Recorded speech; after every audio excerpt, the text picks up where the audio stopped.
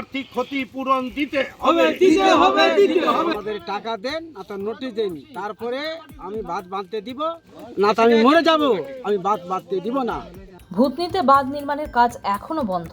ক্ষতিপূরণ না পাওয়া পর্যন্ত মারা গেলেও কাজ করতে দেওয়া হবে না বলে দাবি বাসিন্দাদের। ন্যায্য ক্ষতিপূরণ ও সময় মতন কাজ শেষের দাবিতে আজ বাম নেতার উপস্থিতিতে বৃহস্পতিবার বিক্ষোভ দেখায় জমি মালিক ও স্থানীয় বাসিন্দারা। ভূতনির কেশরপুর কালুটন টোলা গ্রামে সেচ দপ্তরের পক্ষ থেকে শুরু হয়েছে বাঁধ নির্মাণের কাজ। প্রায় 2400 মিটার লম্বা বাঁধ নির্মাণ করতে গিয়ে বাধার মুখে পড়ছে সেচ দপ্তরের কর্মীরা। মূলত বাঁধ নির্মাণ প্রায় 1900 মিটার রায়তি জমি ব্যবহার করবে প্রশাসন। আর এই জায়গাতে আপত্তি স্থানীয় বাসিন্দাদের। অভিযোগ, প্রশাসন জমি নেওয়ার কথা মুখে জানালেও কোনো ক্ষতিপূরণ বা লিখিত কোনো কিছুই দিচ্ছে না প্রশাসন। এখানে প্রায় 86 জন জমিদাতাদের প্রায় 35 বিঘা জমি রয়েছে প্রায় 25টি ঘর। কোথায় যাবে তারা? এই বিষয় নিয়ে আজ গ্রামবাসীদের সাথে কথা বলেন মালদা জেলার সিধু জেলা সম্পাদক দেবজ্যোতি সিনহা সহ বাম নেতৃত্ব। তাদের অভিযোগ শুনে তাদের সাথে থেকে লড়াই করে ক্ষতিপূরণ পাইয়ে দেওয়ার আশ্বাস দিয়েছেন তিনি। এই বিষয়ে দেবজ্যোতি সিনহা বলেন, বাঁধ নির্মাণ একেবারে জরুরি এবং সময় না হলে আবার বন্যা হবে, কিন্তু স্থানীয়দের ক্ষতিপূরণ আগে দিতে হবে। 2022 সালে জমি দিয়েও ক্ষতিপূরণ পায়নি জমিদাতারা, তাহলে কি করে প্রশাসনের উপর ভরসা করবে? আমরা চাই দ্রুত কাজ শুরু হোক। ভূতনির মানুষ এবার হিসাব বুঝে নিবে।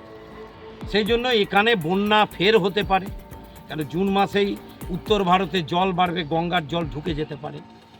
এই সরকার কোনো প্রতিশ্রুতি রাখেনি। 22 সালে যখন খুব খারাপ অবস্থা বাঁধের, এই ফুলহার নদীর এখানে পশ্চিম রতনপুর, কালুটন টোলা, কেশরপুর কলোনিতে কোসি নদীর উপর, তখন এখানে তৎকালীন এসডিও এবং বর্তমান ডিএম সাহেব বলে গেছিলেন ওই 400 মিটার যে বাঁধ করা হয়েছিল আর্থিক ক্ষতিপূরণ দেব। এখন পর্যন্ত এই 25 জন আর্থিক ক্ষতিপূরণ পায়নি। এবার জমি অ্যাকোয়ার করা হয়েছে, সেই অ্যাকোয়ারে প্রায় 86 জন কৃষক আছেন, 37 বিঘা জমি। 25 জন এমন কৃষক আছেন যাদের বাড়ি আছে, সেই বাড়িগুলো যদি ভেঙে দেয় তাহলে মুখের কথায় বলছে বাঁধ করতে দেন তারপর টাকা দিব। কেন? এখানকার কৃষকদের দাবি হচ্ছে আমাদেরকে নোটিশ করুক, আমাদের নোটিশ করে জমি অ্যাকোয়ার করুক, আমাদের কোনো আপত্তি নাই। বিজেপির সরকার একডালিও মাটি ফেলেনি, আর যে কোনো ঘটনায় হিন্দু মুসলমান খোঁজে। এখন এই পশ্চিম রতনপুর ভূতনির মানুষকে দাগিয়ে দেওয়া হচ্ছে যে তারা বাঁধ করতে দিচ্ছে না। কোথায় বাঁধ করতে দিচ্ছে না? কালকেই টাকা দিয়ে দেন, পরশু দিনই বাঁধ হবে। স্থানীয় বাসিন্দা নিতাই চৌধুরী বলেন, আগে টাকা, না হলে নোটিশ দিন, তারপর বাঁধ বাঁধতে দেব, নইলে মরে গেলেও বাঁধের কাজ করতে দিব না। 25-26 জনের বাড়ি আছে, প্রায় 35 বিঘা জমি আছে, কিভাবে মুখের আশ্বাস আমরা দিয়ে দেবো? এর আগে দিয়ে ঠকেছি, আর নয়।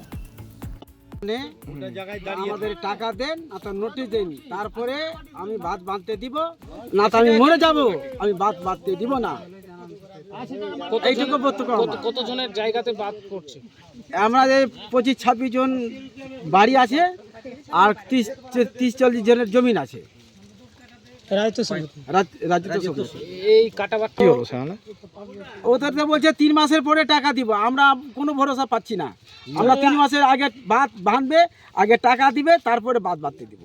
আগে তো একবার নিয়ে চলে যাচ্ছে, আমরা তো নোটিশ দেন, আমরা তো টাকা দেন, তারপরে আমি বাঁধ বাঁধতে দিব না, দিব না। এর আগে কি এরকম সমস্যা হয়েছে? আগেবার হয়েছে এরকম বলে ভাওতা দিয়ে বাঁধ বেঁধে দিয়েছে, আর টাকা দেয়নি, আর আমরা পাইনি, আবার ফেন দিব, ফেন পাবো না, কি ভরসা আছে আমাদের? Bureau news, Bangla Times.